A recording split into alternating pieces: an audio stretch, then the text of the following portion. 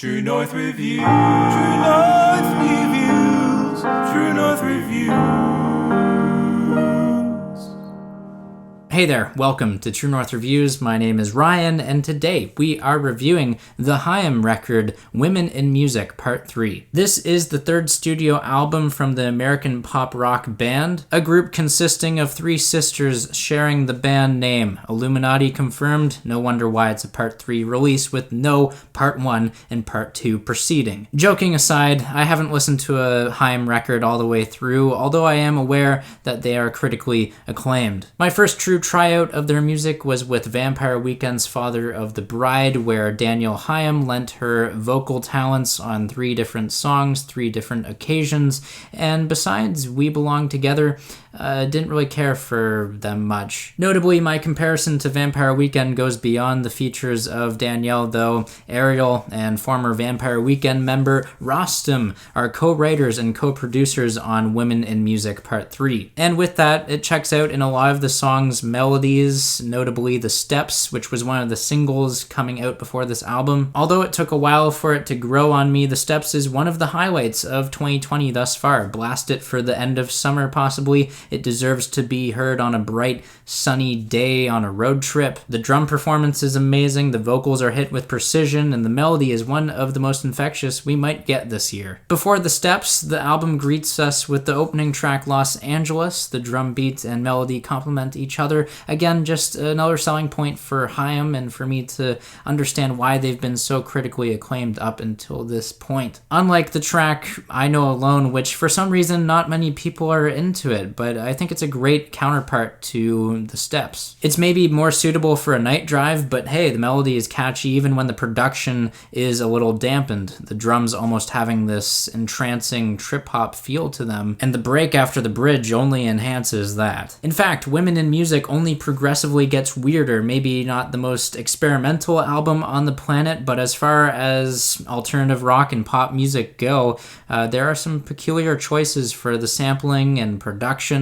Up From a Dream, for example, has random sea sounds, clocks, people yawning, screeching guitars. And while I mention guitars, I might as well rhyme off the tracks that have this weird pedal or patch or some kind of distortion. I'm not 100% sure of what HAIM do to their guitars to make this effect, but it's pretty consistent throughout the record. Of course, not enough to distract or disturb from the good songwriting such as on Gasoline, really soothing melodies, satisfying to sing along with, as well in addition to Don't Wanna, which might have the most anthemic feeling on this entire record. If anything, it just goes to show that HAIM can implement this almost steel-sounding guitar and have it strengthen or intensify a catchy tune. One of those catchiest tunes actually was one I originally couldn't stand on 3 a.m. And although the nagging intro persists throughout, I've grown to appreciate the novelle and fresh take this song has without sacrificing the chorus. And side note, while Halsey and HAIM sing about their 3 a.m. troubles on the phone,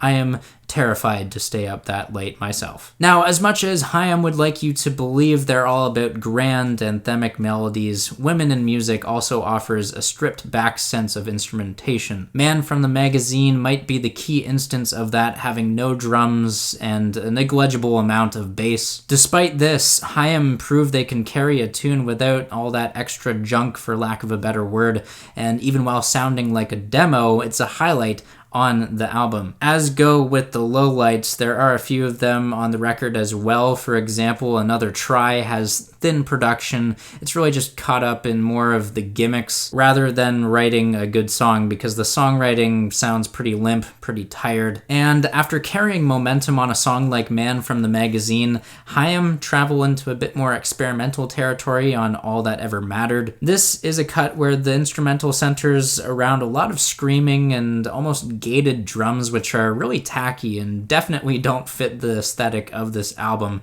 I don't think much could have saved this track track if we're being honest. Overall, with Women in Music Part 3, I like how ambitious HAIM got with this. The production especially, compared to Father of the Bride, it might not be stylistically as boundary pushing or as forward thinking, but I understand the appeal and acclaim. And really just a tag on, as much as HAIM tagged on the bonus tracks for this record, they feel tagged on without much meaning. Don't get me wrong, they're fine, they don't ruin anything, they just drag out the runtime and feel sonically disjointed from the rest of the project. Summer Girl being the only one I would have left on this album, but the other 2 tracks, if they just left them as singles, it would have benefited the cohesiveness. Rambling and tangent aside, I'm feeling a 7 out of 10 on HAIM's latest record. Make sure you guys sound off down below in the comments. Tell me what you guys think of this music. Whether you agree, disagree, I'm here to engage with you guys. If you'd like to leave a like, subscribe if you're new in town, I'd appreciate that. As always, thanks for watching and have a rockin' day.